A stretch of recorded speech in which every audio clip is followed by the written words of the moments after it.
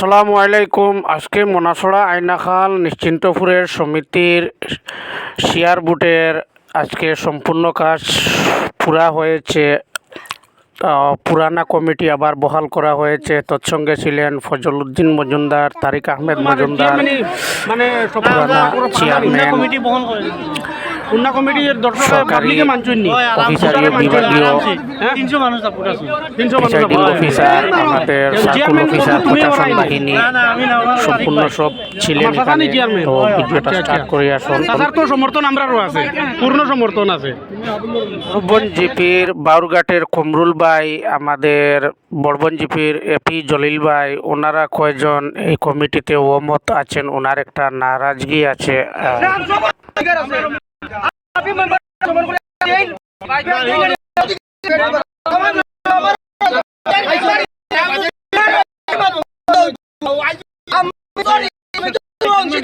আমার নাম আইছে, প্রস্তাব আইছে, আপনি 100 খান দেন, আপনার অধিকার আছে, আমার কোনো অধিকার নাই।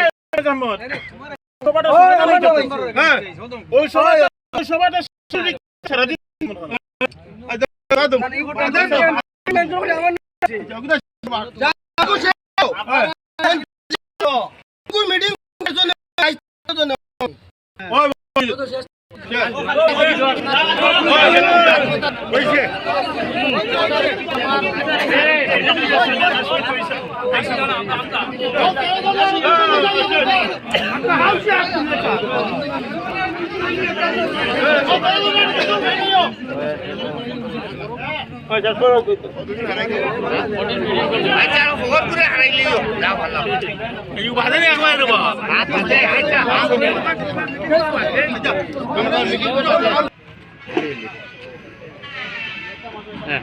আজকে মিটিং যেটি হয়েছে এটি কি কারণে হয়েছে?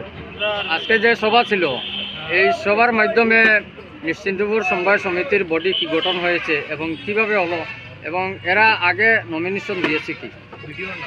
বিগত 1 তারিখ নমিনেশনের পূর্ব মুহূর্তে যে বৈঠক আমাদের নিশ্চিন্তপুর সমবায় সমিতির এই প্রাঙ্গণে হয়েছিল, সেই প্রাঙ্গণে প্রত্যেক জিপি প্রেসিডেন্ট, এপি এবং আমার সমিতির অংশীদার, আমার সমবায় সমিতির আওতাধীন সর্বস্তরের এজেন্ট, সারা সম্মিলিতভাবে এখানে একটি বৈঠক হয়েছিল। এবং এই বৈঠকে সমিতির আর্থিক অবস্থার দিকে লক্ষ্য রেখে পুরানা কমিটি যেটা ছিল আমাদের বোর্ড অফ ডিরেক্টরের, সেই কমিটিকে পুনর্বহাল করার উদ্দেশ্য সবাই ব্যক্ত করেন।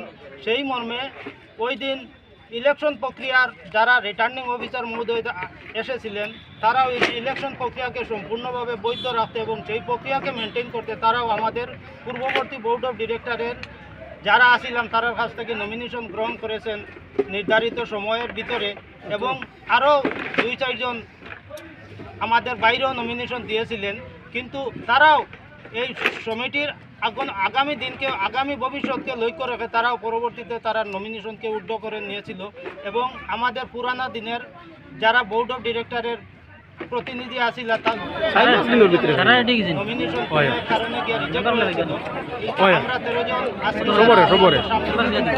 হয়েছে তো 2 বছর দিত, এখন কত দিয়ে আল্লাহ মাহফুজে হ্যাঁ খবর অ্যাকাউন্ট দিছে, তোমার মেম্বারের অ্যাকাউন্ট দিছে না, আধার অ্যাকাউন্ট দিছে না। এই সভায় আমরা 13 জন যারা সিলেকশনে এসেছিলাম তাদেরকে মানে সর্বসম্মতিক্রমে অনুমোদিত হয়েছি। তাদের আমাদের অংশীদার বা জিপির এখানে যারা প্রতিনিধিবৃন্দ বা আরও বিশিষ্ট ব্যক্তিবর্গ উপস্থিত হয়েছিলেন তাদের মাধ্যমে এই মর্মে তারা আমাদেরকে অনুমোদিত করেছে এবং আমাদের মানে পূর্ববর্তী কমিটি যেটা সেটাকে বহাল রাখা হয়েছে। এবং আমরা সিদ্ধান্ত নিয়েছি যে আমাদের যে 2 জন পূর্ববর্তী কমিটির যারা সদস্য ইতিপূর্বে যাদের নমিনেশন কোনো কারণে রিজেক্ট হয়েছিল, আমরা ভোট হওয়ার পর তাদেরকে আমরা আবার ফিরিয়ে আনার সিদ্ধান্ত আমরা নিয়েছি আজকের এই সভায়। এই বলে আমি আমার সবাইকে ধন্যবাদ জানিয়ে এবং আজকের এই সভায়